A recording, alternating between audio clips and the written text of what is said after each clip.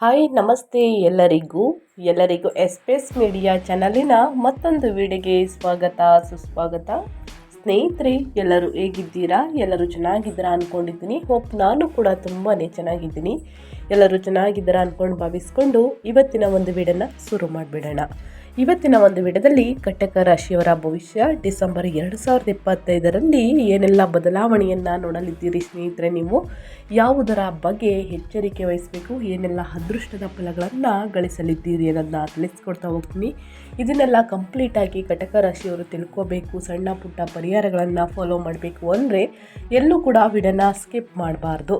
ಅಂದರೆ ವಿಡಿಯೋನ ಕಟ್ ಮಾಡಿ ಓಡಿಸ್ಕೊಂಡು ಹೋಗಿ ನೋಡ್ತು ಅಂದರೆ ಫುಲ್ ಇನ್ಫಾರ್ಮೇಷನ್ ಅರ್ಥ ಆಗಲ್ಲ. ಸೊ ಹಾಗಾಗಿ ಎಲ್ಲ ವಿಡಿಯೋದಲ್ಲೂ ತಿಳಿಸ್ತಾ ಇರ್ತೀನಿ. ಮೊದಲಿಂದ ಕೊನೆ ತನಕ ವಿಡಿಯೋನ ವಾಚ್ ಮಾಡಿ. ವಿಡಿಯೋದಲ್ಲಿ ಒಳ್ಳೆಯ ಮಾಹಿತಿ ಸಿಕ್ಕಿದ್ರೆ ತಪ್ಪದೆ ವಿಡಿಯೋಗೊಂದು ಲೈಕ್ ಕೊಟ್ಟು, ಇನ್ನೂ ನನ್ನ ಚಾನಲ್ನ ಸಬ್ಸ್ಕ್ರೈಬ್ ಮಾಡ್ಕೊಂಡಿಲ್ಲ ಅಂದರೆ ದಯವಿಟ್ಟು ಎಸ್ಪೇಸ್ ಮೀಡಿಯಾಗೆ ಸಬ್ಸ್ಕ್ರೈಬ್ ಆಗಿ ನಿಮ್ಮ ಅಭಿಪ್ರಾಯಗಳನ್ನು ಕಮೆಂಟ್ ಬಾಕ್ಸಲ್ಲಿ ತಿಳಿಸಿ. ಯಾರೆಲ್ಲ ಸಬ್ಸ್ಕ್ರೈಬ್ ಮಾಡಿಕೊಂಡು ಪ್ರತಿನಿತ್ಯ ವಿಡಿಯೋ ವಾಚ್ ಮಾಡ್ತಿದ್ದೀರಾ ಅಂಥವರಿಗೆ ಥ್ಯಾಂಕ್ ಯು ಸೋ ಮಚ್ ಅಂತ ಹೇಳ್ತಾ ವಿಡಿಯೋದ ಕಡೆ ಗಮನ ಕೊಟ್ಬಿಡೋಣ.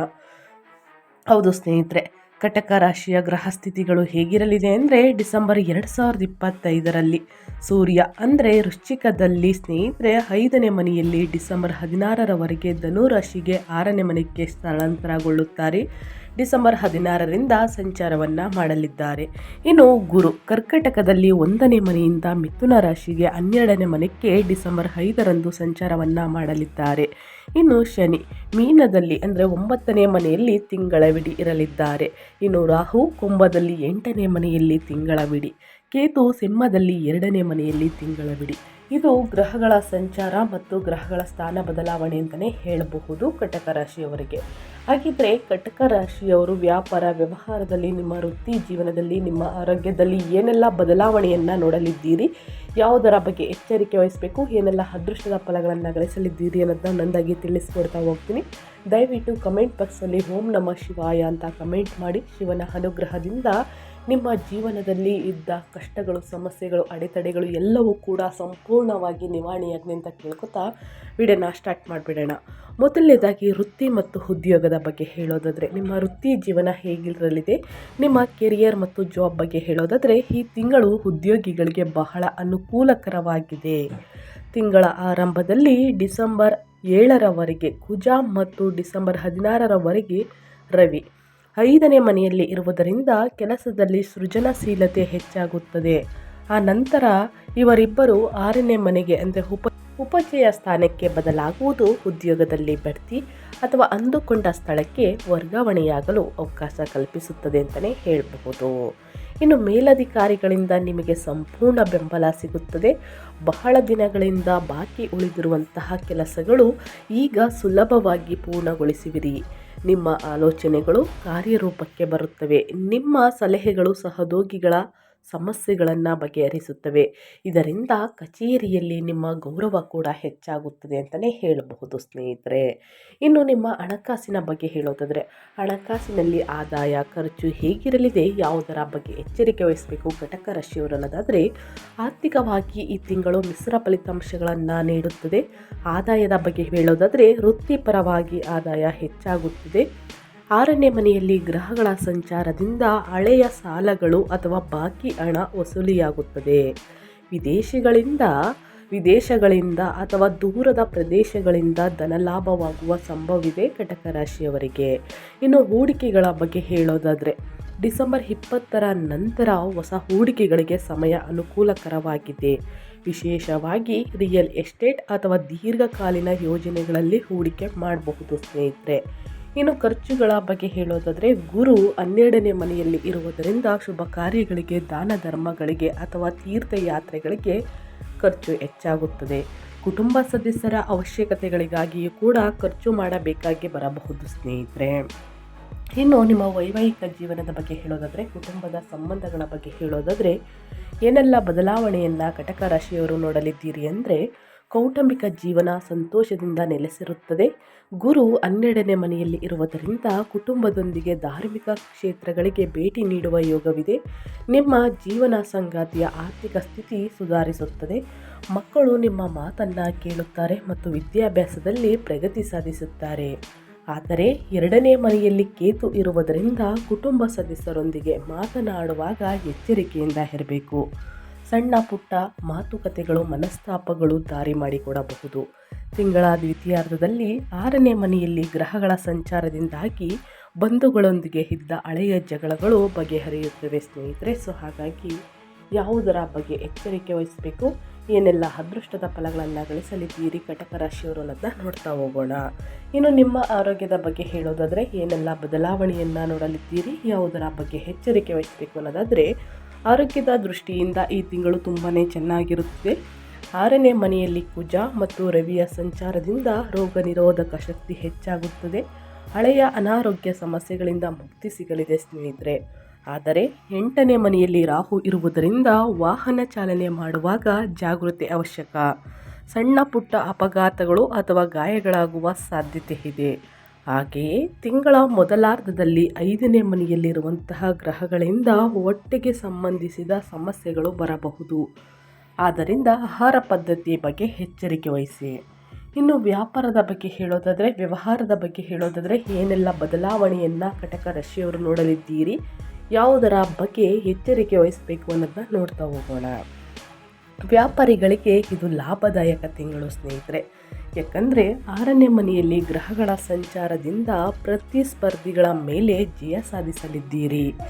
ವ್ಯಾಪಾರ ವಿಸ್ತರಣೆಗೆ ಡಿಸೆಂಬರ್ 15ರ ನಂತರ ಸಮಯ ಮತ್ತು ತುಂಬ ಅನುಕೂಲಕರವಾಗಿದೆ ಅಂತಲೇ ಹೇಳ್ಬೋದು ದಿನಗಳು ಸ್ನೇಹಿತರೆ. ಹೊಸ ಶಾಖೆಗಳನ್ನು ತೆರೆಯಲು ಅಥವಾ ಹೊಸ ಉತ್ಪನ್ನಗಳನ್ನು ಮಾರುಕಟ್ಟೆಗೆ ತರಲು ಅಥವಾ ಹೊಸದಾಗಿ ವ್ಯಾಪಾರ ವ್ಯವಹಾರವನ್ನು ಶುರು ಮಾಡಲು ಇದು ಸರಿಯಾದ ಸಮಯ. ಆದರೆ ಪಾಲುದಾರಿಕೆ ವ್ಯವಹಾರಗಳನ್ನು ಪ್ರಾರಂಭಿಸಲು ಈ ತಿಂಗಳು ಅಷ್ಟೊಂದು ಸೂಕ್ತವಲ್ಲ. ಹಿರಿಯರ ಮಾರ್ಗದರ್ಶನವನ್ನು ತೆಗೆದುಕೊಂಡು ಶುರು ಮಾಡ್ತೀನಿ ಅಂತಂದರೆ ಬೆಟರ್ ಇದೆ ಸ್ನೇಹಿತರೆ. ಆದಷ್ಟು ಹಿರಿಯರಿಗೆ ತಿಳಿಸಿ ಆ ನಂತರ ಸ್ನೇಹಿತರೆ ಶುರು ಮಾಡುವುದು ಬಹಳ ಮುಖ್ಯವಾಗುತ್ತದೆ.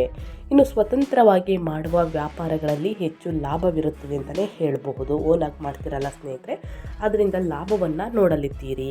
ಇನ್ನು ಅದೇ ರೀತಿ ವಿದ್ಯಾರ್ಥಿಗಳ ಬಗ್ಗೆ ಹೇಳೋದಾದರೆ ನಿಮ್ಮ ಶಿಕ್ಷಣದಲ್ಲಿ ಏನೆಲ್ಲ ಬದಲಾವಣೆ ಇರಲಿದೆ, ಯಾವುದರ ಬಗ್ಗೆ ಎಚ್ಚರಿಕೆ ವಹಿಸಬೇಕು ಅನ್ನೋದಾದರೆ ವಿದ್ಯಾರ್ಥಿಗಳಿಗೆ ಇದು ಅತ್ಯುತ್ತಮ ಸಮಯ. ಪರೀಕ್ಷೆಗಳಲ್ಲಿ ಉತ್ತಮ ಅಂಕಗಳನ್ನು ಗಳಿಸುವಿರಿ. 5ನೇ ಮನೆಯಲ್ಲಿರುವಂತಹ ಗ್ರಹಗಳು ತಿಂಗಳ ಮೊದಲಾರ್ಧದಲ್ಲಿ ಓದಿನ ಮೇಲೆ ಆಸಕ್ತಿಯನ್ನು ಹೆಚ್ಚಿಸುತ್ತವೆ. ಉನ್ನತ ವ್ಯಾಸಂಗಕ್ಕಾಗಿ ಪ್ರಯತ್ನಿಸುತ್ತಿರುವವರಿಗೆ ಕೆಲವು ಅಡೆತಡೆಗಳು ಎದುರಾದರೂ ಕಠಿಣ ಪರಿಶ್ರಮದಿಂದ ಅಂದುಕೊಂಡಂತಹ ಫಲಿತಾಂಶವನ್ನು ಸಾಧಿಸಲಿದ್ದೀರಿ. ವಿದೇಶದಲ್ಲಿ ವ್ಯಾಸಂಗವನ್ನು ಮಾಡಲು ಬಯಸುವವರಿಗೆ 12ನೇ ಮನೆಯ ಗುರುವಿನ ಸಂಚಾರವು ನೆರವಾಗುತ್ತದೆ ಅಂತಲೇ ಹೇಳಬಹುದು. ಒಟ್ಟಾರೆಯಾಗಿ ಹೇಳಬೇಕು ಅಂದರೆ ಸ್ನೇಹಿತರೆ, ಕಟಕ ರಾಶಿಯವರಿಗೆ ಡಿಸೆಂಬರ್ 2025 ಬಹಳಷ್ಟು ಶುಭ ಫಲಗಳನ್ನು ನೀಡಲಿದೆ. ವಿಶೇಷವಾಗಿ ತಿಂಗಳ ದ್ವಿತೀಯಾರ್ಧದಲ್ಲಿ ಅದ್ಭುತವಾದ ಬದಲಾವಣೆಗಳು ಕಂಡುಬರುತ್ತವೆ. ಅದೇ ರೀತಿ ಡಿಸೆಂಬರ್ 5ರಂದು ಗುರು 12ನೇ ಮನೆಗೆ ಮಿಥುನಕ್ಕೆ ಬದಲಾಗುವುದು ಆಧ್ಯಾತ್ಮಿಕ ಚಿಂತನೆ ಮತ್ತು ಖರ್ಚುಗಳನ್ನು ಹೆಚ್ಚಿಸಬಹುದು. ಆದರೆ ಕುಜ ರವಿ ಶುಕ್ರರು 6ನೇ ಮನೆಗೆ ಶತ್ರು ಸ್ಥಾನಕ್ಕೆ ಸೇರುವುದರಿಂದ ನಿಮಗೆ ಅಪ್ರತಿಮ ಗೆಲುವನ್ನು ತಂದುಕೊಡಲಿದೆ ಸ್ನೇಹಿತರೆ.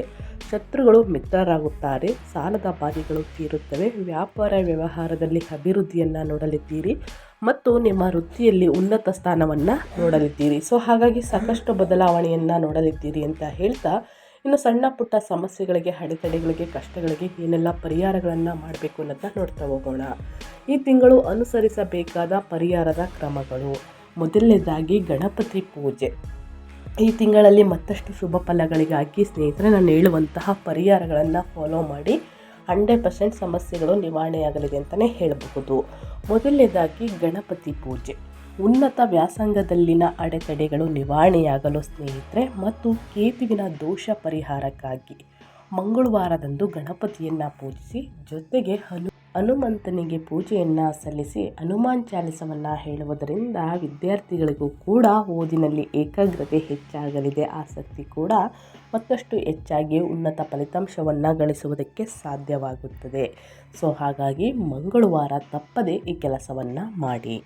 ಇನ್ನು ರಾಹು ಪರಿಹಾರಕ್ಕಾಗಿ ಸ್ನೇಹಿತರೆ 8ನೇ ಮನೆಯಲ್ಲಿ ರಾಹುವಿನ ಪ್ರಭಾವವನ್ನು ತಗ್ಗಿಸಲು ಶನಿವಾರದಂದು ದುರ್ಗಾದೇವಿಗೆ ನಿಂಬೆಹಣ್ಣಿನ ದೀಪವನ್ನು ಹಾಕಿ ಅಥವಾ ದೀಪವನ್ನು ಹಚ್ಚಿ ಅಥವಾ ಪಕ್ಷಿಗಳಿಗೆ ಆಹಾರವನ್ನು ನೀಡಿ. ಇನ್ನು ಶನಿವಾರದಂದು ಬಡವರಿಗೆ ಮತ್ತು ನಿರ್ಗತಿಕರಿಗೆ ನಿಮ್ಮ ಕೈಯಲ್ಲಾದಷ್ಟು ಹಣ ಸಹಾಯವನ್ನು ಮಾಡಿ, ಬಟ್ಟೆ ದಾನ ಮಾಡಿ, ಒಂದೊತ್ತಿನ ಆಹಾರ ಧಾನ್ಯವನ್ನು ಸ್ನೇಹಿತರೆ ದಾನವಾಗಿ ಕೊಡುವುದು ಬಹಳ ಮುಖ್ಯವಾಗುತ್ತದೆ. ಸೊ ಹಾಗಾಗಿ ತಪ್ಪದೆ ಈ ಒಂದು ಪರಿಹಾರವನ್ನು ಮಾಡಬೇಕಾಗುತ್ತದೆ. ಈ ರೀತಿ ಮಾಡಿದ್ದಲ್ಲಿ ನಿಮ್ಮ ಆರೋಗ್ಯದಲ್ಲಿರುವಂಥ ಸಮಸ್ಯೆಗಳು ಸಂಪೂರ್ಣವಾಗಿ ನಿವಾರಣೆಯಾಗಲಿದೆ. ಇದರ ಜೊತೆಗೆ ಸೂರ್ಯ ನಮಸ್ಕಾರವನ್ನು ಮಾಡಬಹುದು. ಉತ್ತಮ ಆರೋಗ್ಯ ಮತ್ತು ಆತ್ಮವಿಶ್ವಾಸಕ್ಕಾಗಿ ಪ್ರತಿದಿನ ಸೂರ್ಯ ನಮಸ್ಕಾರ ಮಾಡುವುದು ಒಳ್ಳೆಯದು ಸ್ನೇಹಿತರೆ. ಸೊ ಹಾಗಾಗಿ ಈ ಪರಿಹಾರಗಳನ್ನು ಕಟಕ ರಾಶಿಯವರು ಮಾಡಿ ಅಂತ ಹೇಳ್ತಾ ನಾನು ವಿಡಿಯೋನ ಎಂಡ್ ಮಾಡ್ತಾ ಇದ್ದೀನಿ. ದಯವಿಟ್ಟು ಇವತ್ತಿನ ಒಂದು ವಿಡಿಯೋದಲ್ಲಿ ಕಟಕ ರಾಶಿಯವರಿಗೆ ಒಳ್ಳೆ ಮಾಹಿತಿ ಸಿಕ್ಕಿದ್ದಲ್ಲಿ, ಈ ವಿಡಿಯೋ ಯೂಸ್ಫುಲ್ ಅನಿಸಿದ್ದಲ್ಲಿ ವಿಡಿಯೋಗೆ ಲೈಕ್ ಮಾಡೋದನ್ನ ಮರೆತಿದ್ದೀರಾ, ಲೈಕ್ ಮಾಡಿ. ಇನ್ನೂ ನನ್ನ ಚಾನಲ್ನ ಸಬ್ಸ್ಕ್ರೈಬ್ ಮಾಡ್ಕೊಂಡಿಲ್ಲ ಅಥವಾ ಹೊಸದಾಗಿ ವಿಸಿಟ್ ಮಾಡಿ ಏನಾದರೂ ವಿಡಿಯೋ ನೋಡ್ತಿದ್ರೆ ತಪ್ಪದೆ ಸಬ್ಸ್ಕ್ರೈಬ್ ಮಾಡಿಕೊಂಡು ವಿಡಿಯೋವನ್ನು ವಾಚ್ ಮಾಡೋದರಿಂದ ಸಂಪೂರ್ಣ ಮಾಹಿತಿಯನ್ನು ತಿಳ್ಕೊತೀರಾ.